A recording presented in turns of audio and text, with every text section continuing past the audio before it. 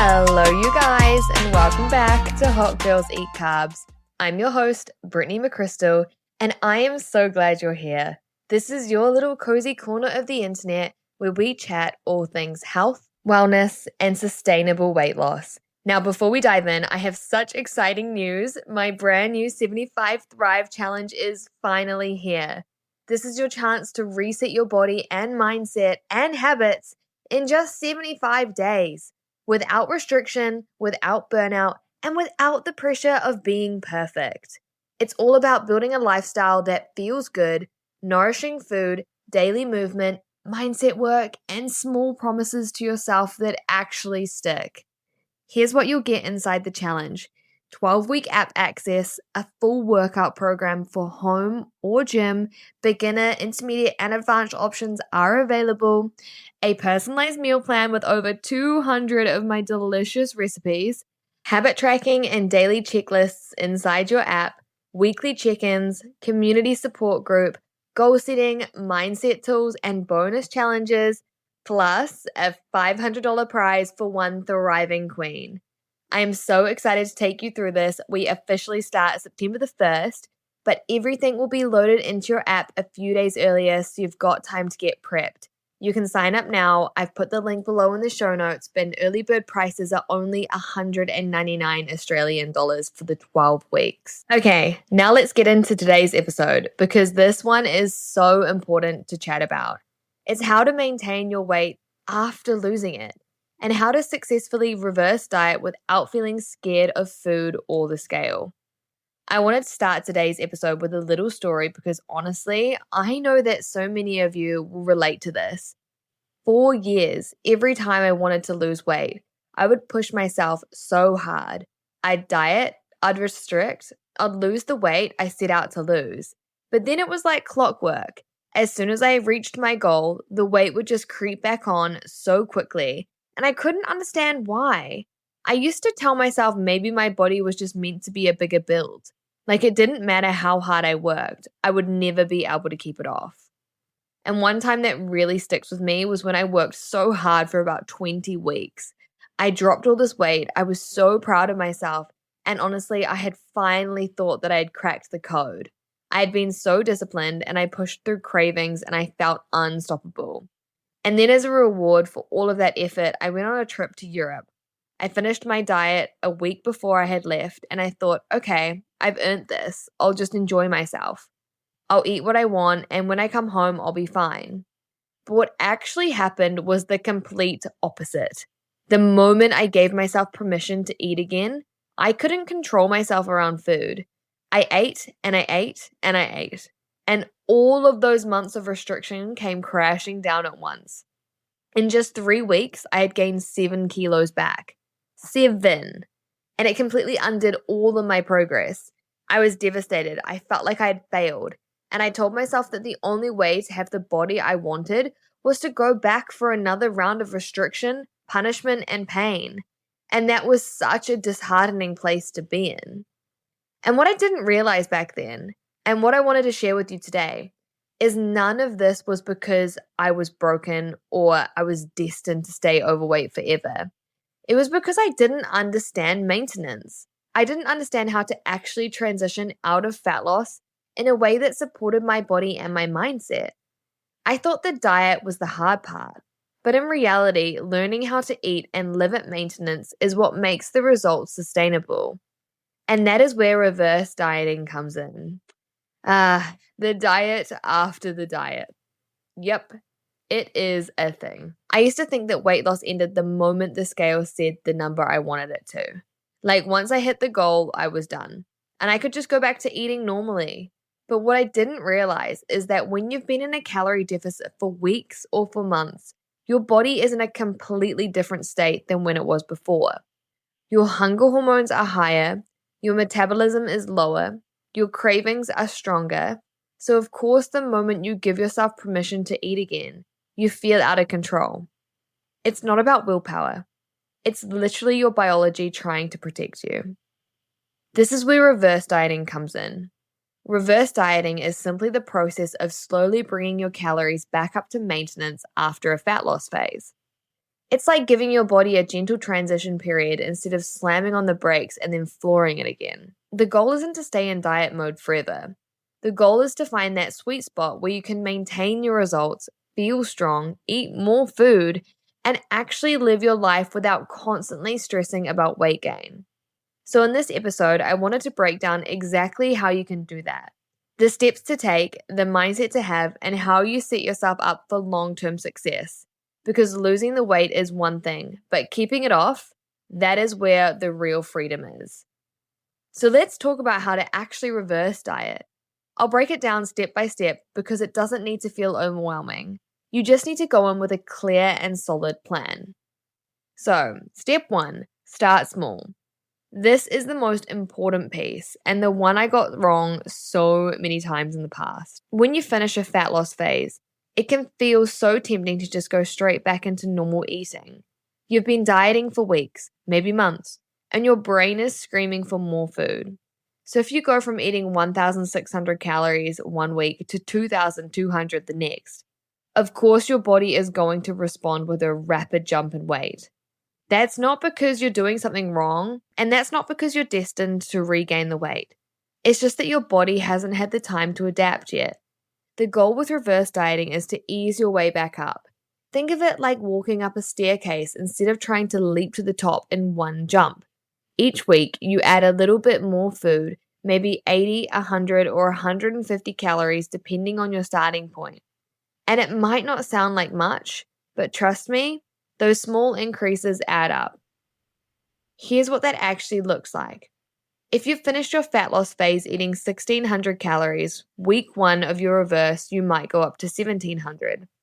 Then the following week, 1,800, then 1,900.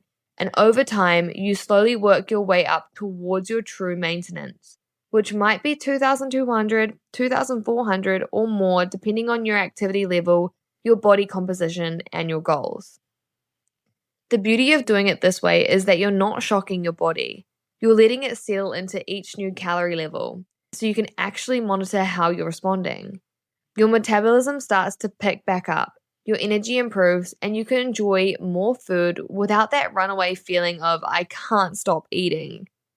And the cool part is, a lot of people will find that they can actually maintain their new weight on way more food than they expected. Because they've given their body the chance to adapt, instead of just yo-yoing back and forth. So starting small isn't about being restrictive again. It's about creating a smooth transition where you rebuild trust with your body step by step. Step 2, keep your protein high.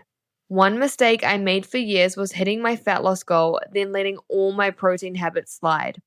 I'd go back to eating like the old me, skipping protein at breakfast, choosing more fun foods but less balanced meals. And the problem with that is protein isn't just about building muscle. It's about keeping you full and stabilizing your hunger. When you're increasing your calories, your appetite can still feel wild because your hunger hormones are elevated after dieting. But keeping protein high, think around 25 to 35 grams per meal, you'll feel more in control, build lean muscle, and actually look more toned as you settle into maintenance. Step 3. Watch the weekly trend, not the day-to-day. This one's huge. When you start reverse dieting, the scale is going to fluctuate. You'll eat more carbs, your body will store more glycogen, and you'll hold extra water. And that is totally normal. You might even see the scale pop up a kilo in the first week and think, oh no, I'm gaining fat again. But the truth is, it's actually not fat. It's just your body adjusting to having more food. The key is looking at the average across the week, not just one day. If your average is staying stable while calories are climbing, that's exactly what you want. If it's climbing a bit too fast, you just slow the increases. The scale is simply feedback, not a measure of your worth. Step 4. Shift your focus in training. Fat loss phases often come with a lot of cardio, calorie burn, and high output sessions. But when you reverse diet, you've got this golden opportunity to switch gears and focus on performance with more calories coming in. Your energy in the gym will feel so much better. And that's the perfect time to push heavier weights, chase new PBs, and build lean muscle. Not only will this make you feel stronger and more empowered, but it also helps your metabolism. More muscle means you burn more calories at rest. And mentally, shifting your goal from shrinking to getting stronger is so liberating.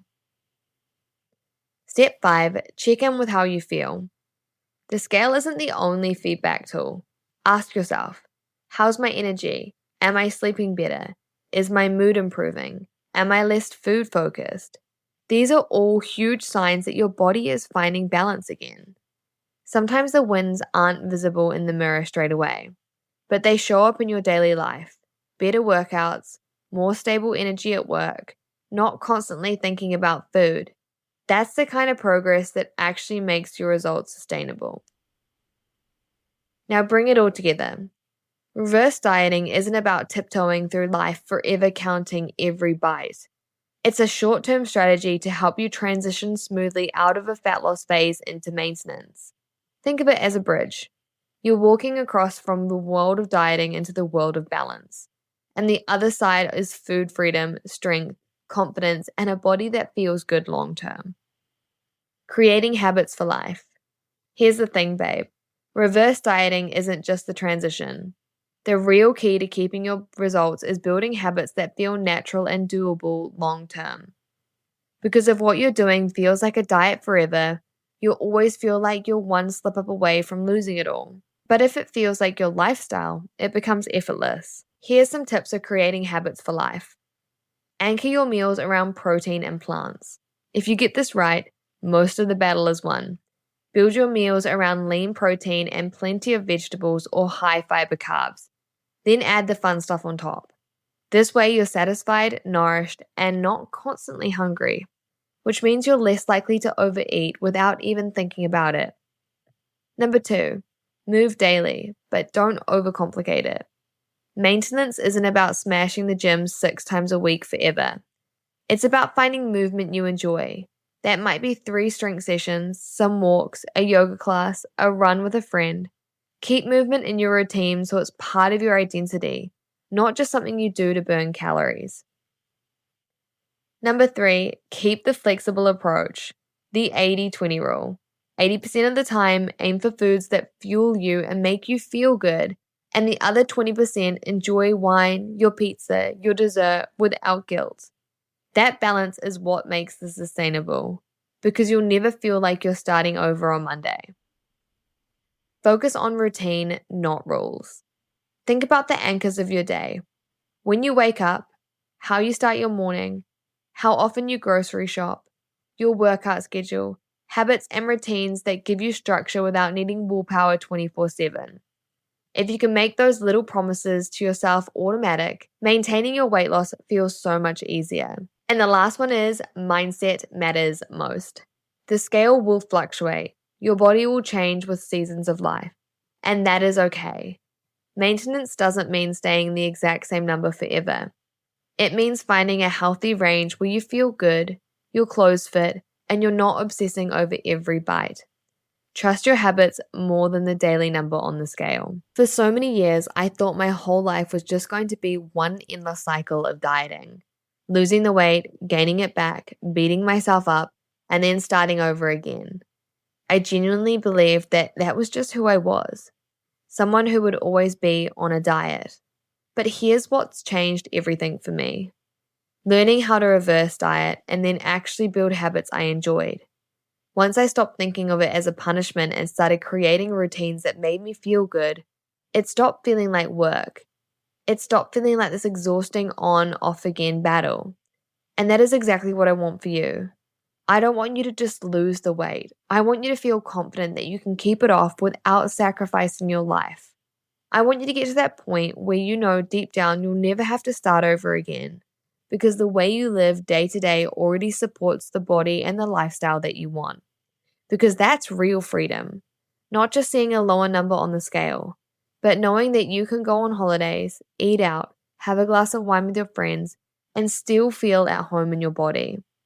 And I promise you, that's possible.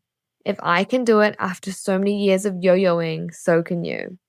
It's not about being perfect. It's about creating a lifestyle that feels like you. So if there's one thing that I want you to take away from today's episode, this is it. Your weight loss journey doesn't have to be a cycle of start and stop, lose again, repeat.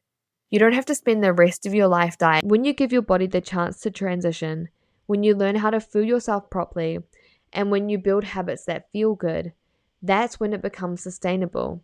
And that's when you stop trying and you just start living. And if you're listening to this right now thinking, this is exactly what I need to do, I don't want to just lose the weight and then gain it all back, then I want to remind you that my 75 Thrive Challenge is officially here. This is where we take everything I've talked about today and actually put it into practice. It's 75 days to reset your body, your mindset, and your habits without restriction, without burnout, and without the pressure to be perfect. You'll get your personalized meal plan with over 200 of my delicious recipes, your workout program for home or for gym, your habit trackers and checklists, weekly check-ins, and the most beautiful supportive community to keep you accountable. And yes, there is even a $500 prize for one thriving queen at the end. We kick off September the 1st, but everything will be loaded into your app a few days earlier so you're fully prepared. I'd love to have you join us, and if you feel ready, all the details are in the show notes. Thank you so much for hanging out with me today. If this episode helped you, please share it with a friend who might need it too. And don't forget to hit that follow so you never miss an episode. I will see you next week, but until then, keep showing up for yourself, even in the smallest ways, because those little habits are really what change your life.